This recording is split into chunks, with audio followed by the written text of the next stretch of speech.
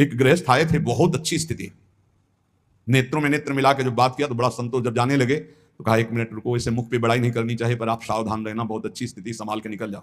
बस उन नेत्रों से ऐसे किया, चुपचाप गंभीर मुद्रा, प्रश्न बहुत जोर का, और स्मरण में बिल्कुल तन्मयता, एक एक चेष्टा उनकी बता रही थी। बहुत बढ़िया, बाजी मार ले जाओगे, कोई तुम्हें प्रणाम नहीं करेगा, कोई दान पुण्य नहीं, कोई नमस्कार नहीं, बहुत जल्दी निकल। विरक्त भाव में रात दिन भगवान के भजन में व्यतीत करो, तभी बात बनेगी। केवल इन सब बाहरी बातों का देखो, इसीलिए खंडन किया तुकाराम जी ने।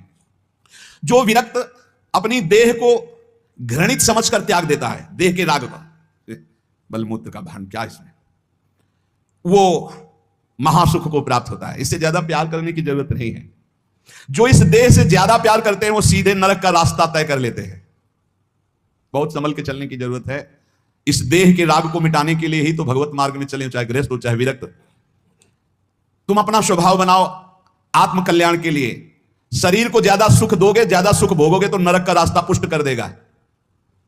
और शरीर का त्याग भी नहीं करना है कि मतलब, क्योंकि शरीर के बिना भजन नहीं होगा, शरीर के बिना साधना नहीं होगी। तो उचित खिलाओ पिलाओ, उचित विश्राम और खूब भजन और सतमार्ग की चेष्टाओं की। इसको इतना भजन कराओ कि इसका भाव ही नष्ट हो जाए कि मैं शरीर हूं। तुकाराम जी कहते इसमें संदेह नहीं, वैराग्य की बातें करने से वैरागी नहीं हो जाता। जब सुंदर सुंदर भोग, सुंदर सुंदर रूपवान भोग शरीर के सामने उपस्थित और भोगने की इच्छा ना हो, उसका नाम वैराग्य है। बातें करने वाले वैराग्य की तो करते रहते हो, जब सामने प्रश्न आता है तो उत्तर नहीं दे पाते, अर्थात भोग आता है तो उन्हीं में लिप्त हो जाते हैं, उन्हें वैरागी नहीं कहते। इसीलिए हम कह रहे हैं कि अपने मुख से नाम नाम नाम, निरंतर नाम जप करो। यदि मुख नहीं नाम जप रहा तो ये जिह्वा टुकड़ा है मांस का, और मुख जो है मांस का एक कुंड मात्र है। नाम जप करो, सदगुरु प्रदत्त नाम जप करो। तुका कह रहा है सदगुरु की महिमा। सदगुरु कोई मनुष्य नहीं है। चितनासी न लगे बेल काहीं, तया न लगे मूल, वाचे सदा सर्वकाल राम कृष्ण हरि गोविंद। गुरुदेव ने जो नाम दिया है वो कोई मनुष्य नहीं, वो साक्षात रामकृष्ण हरि ही है। बंदो गुरुपद कंज कृपा सिंधु नर रूप हरि। उन्होंने चिंतन के लिए तुम्हें जो दिया है, सारा समय उस चिंतन में लगा दो। अमूल्य है तुम्हारा जीवन। हर समय राम कृष्ण हरि गोविंद नाम जिह्वा पर बना रहे। चिंतन नासी न लगे बेल सर्वकाल करावे। चिंतन के लिए कोई समय नहीं है ऐसा कि हम नहा धो के फिर चिंतन करेंगे। अगर शौचालय में ही मृत्यु हो गई तो हर समय नाम जप, हर समय नाम जप। सदा राम कृष्ण हरि गोविंद का चिंतन करो। एक सत्य सार यही है, ना फलाहार रहने से, ना जल पीने से, ना वायु भक्षण से, ना इन सब बाहरी बातों से भगवत प्राप्ति नहीं होती। भगवत प्राप्ति होती सदैव भगवत चिंतन करने से, नाम चिंतन करने से। भगवान नाम कीर्तन भगवान की प्रसन्नता के लिए, भगवत कथा भगवत प्रसन्नता के लिए। तुकाराम जी कहते हैं, गीता है, श्रीमद् भागवत है, ये भगवान की प्राप्ति के लिए चर्चा हो रही है। जो भगवत प्रसाद रूप मिल जाता है उससे जीवन यापन का, जब तक जीवन है हमें हर समय भगवान नाम जब, भगवत कथा, भगवत भक्तों का संग, यही करना है। प्रभु के नाम की महिमा प्रभु ही समझ सकते हैं, दूसरा कोई नहीं समझ सकता। या प्रभु समझा दे पुरुषोत्तम तो समझ पावे। कर्म के फेर में पड़ा हुआ जीव अगर अट्टहास करके नाम पुकारने लगे तो कर्म बंधन नष्ट हो जाए। राधा राधा राधा जोर से चीख चीख कर, तो बोले कर्म बंधन विध्वंस होते हैं। जितने के कानों में नाम पड़ेगा सबका मंगल होता चला जाएगा। तुकाराम जी कहते जो मैं कह रहा हूं उसे सुनो। मैंने इसलिए कहा कि आप नाम को और कथा को बेचो मत, क्योंकि रहस्य की बात है। इससे श्री कृष्ण अधीन हो जाते हैं। विठोबा का नाम, विठोबा की कथा विठोबा को अधीन कर लेते हैं। महापुरुषों के वचन समझने हैं। जैसे सत स्त्री के अधीन उसका पति हो जाता है, उसके आचरण, उसका व्यवहार अपने पति को अधीन कर ले, ऐसे सदभक्त भगवान को अधीन कर लेते हैं। यहां तुकाराम जी भगवान की अधीनता के लिए कह रहे हैं, तुम अपने परमार्थ को खो मत। तुकाराम कह रहे हैं धन के अधीन हो जाना, काम के अधीन हो जाना, नरक की यात्रा करना है।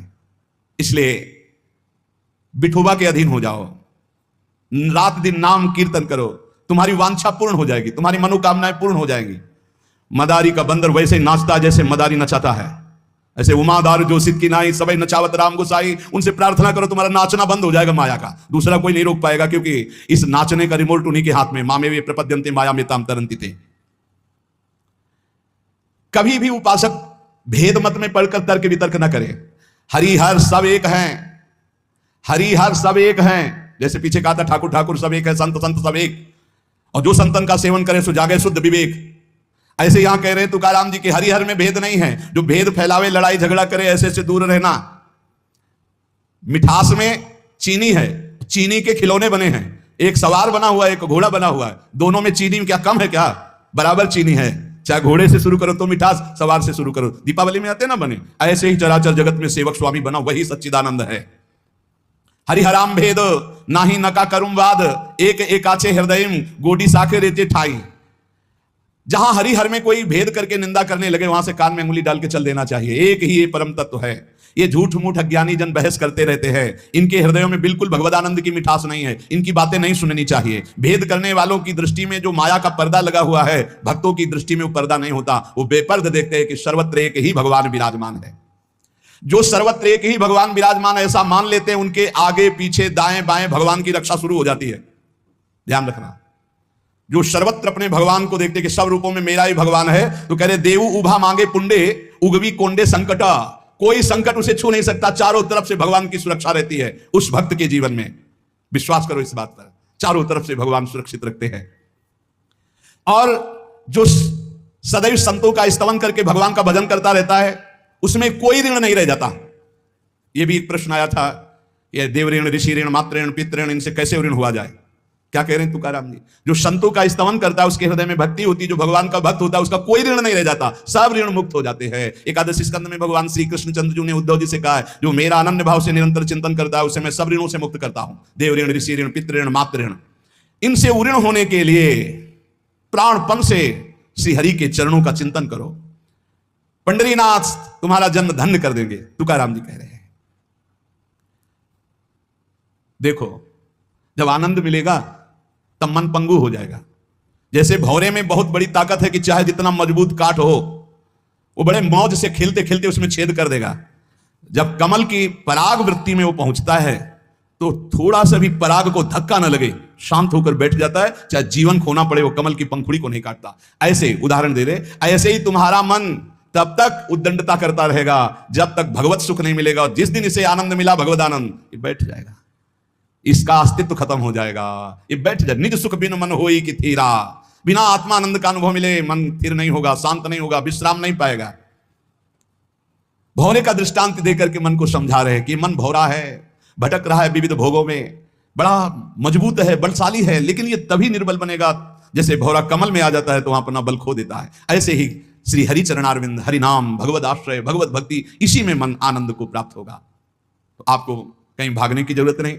आपने सुना कि जंगल में भागने से क्या होगा, जल पीने से क्या होगा, फलार रहने से क्या? शांति से अपने घर को ठाकुर जी का मंदिर मान लो, खूब नाम कीर्तन करो, भगवत चर्चा करो, भगवान का सुमिरन करते हुए जीवन व्यतीत करो। इधर भी सुखी, परलोक में भी सुखी। किसी से आशीर्वाद मांगने की जरूरत नहीं, दौड़ने भागने की जरूरत नहीं, हाहाकार मचाने की जरूरत। ये बहुत आनंद का जीवन है मानो दे। बस सुलझ जाओ, शांत हो जाओ, जहां तुम हो वहीं सब ठीक है। जो मिल जाए, रूखा सूखा फल है, अन्न है, जल है, जो मिल जाए, प्राण पोषण करो, भगवान का चिंतन करो, सद आचरण करो, बड़ा आनंद में जीवन होगा। लेकिन आनंद से जीने के लिए असद आचरण करते हो, पापाचरण करते हो, आनंद की खोज में। कहां पापाचरण में आनंद है? इसलिए सद आचरण में आ जाओ, भगवद आश्रित हो जाओ, खूब नाम जप करो। भगवान मंगल भवन है, इस गेम से निकाल देंगे। बहुत बड़ा एक गेम है, बहुत बड़ा गेम है। जीतते जीतते हार जाओ, हारते हारते जीत जाओ। तो हम तो जीत गए। नागरी दास ही जन्म जितायो, बलिहारी बलिहारी हमारी सबही बात सुधारी। कृपा करी श्री कुंज बिहारी, और श्री कुंज बिहारी हमारी सबही बात सुधारी। लाखे अपने वृंदावन में, बस खास बात बल गई। नहीं, आप क्या समझते हो?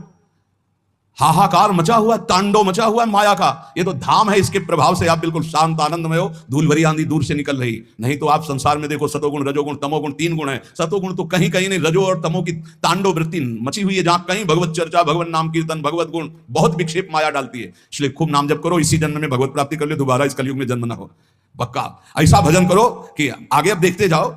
अरे भाई, बड़ा आश्चर्यमय समय, बड़ा आश्चर्यमय समय है। अभी तो कुछ है नहीं, अभी तो बबुआ है कलयुग, घुटने के बल चल रहा है। थोड़ा खड़ा होने दो, फिर ताट ठोक ले दो। 4,32,000, अभी तो 32,000 नहीं पूरे हुए, थोड़ा 1,00,000 1,50,000 लाख पूरे होने दो, फिर इसका है, उसका अपना राज्य है। इसलिए कलयुग के दोषों से बचने के लिए, माया के प्रभाव से मुक्त होने के लिए, समस्त दुखों का नाश करने के लिए समर्थ है भगवान नाम। खूब नाम जप करो, नाम कीर्तन करो, भगवत चर्चा करो। इसके सिवा कोई उपाय नहीं है। जहां और कुछ उपाय बताया जाए तो भटकाव है। हमारी प्रार्थना मान लीजिए, निस्वार्थ बात आपसे कह रहे हैं, आपके मंगल के लिए कह रहे हैं, शास्त्र सम्मत कह रहे हैं। पहले से भगवान व्यासदेव जी ने लिख दिया है, कृतयुगे ध्यायते विष्णु, त्रेतायाम यजते मखई, द्वापरै परिचर्यायाम कलौ तद्धरि कीर्तनात्, कलौ नास्तेव नास्तेव गतिरन्यथा। कलयुग में कोई और गति और गति और गति नहीं है। हरे नाम हरे नाम हरे नाम केवलम, केवल हरि का नाम, केवल भगवत नाम है। इसलिए खूब नाम कीर्तन, नाम जप, भगवत चर्चा, जीवन सार्थक।